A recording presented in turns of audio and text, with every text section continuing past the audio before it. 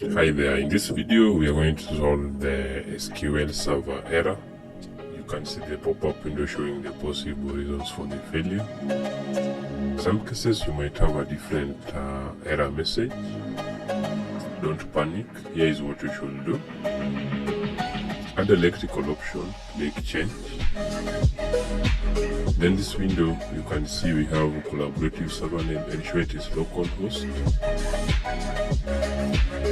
Check the radio box for install a new instance of SQL Server. Then add letter AB before localhost. Also add letter AB before TEW.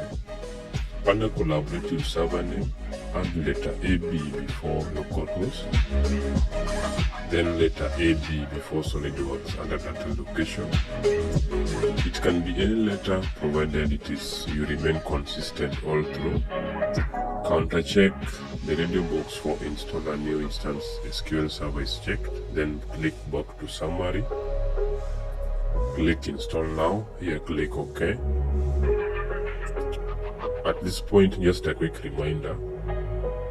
Me too, I didn't know that. Pause the video for 2 seconds and hit that subscribe button and be part of an exciting community of engineers and designers who will offer solution for real life problems.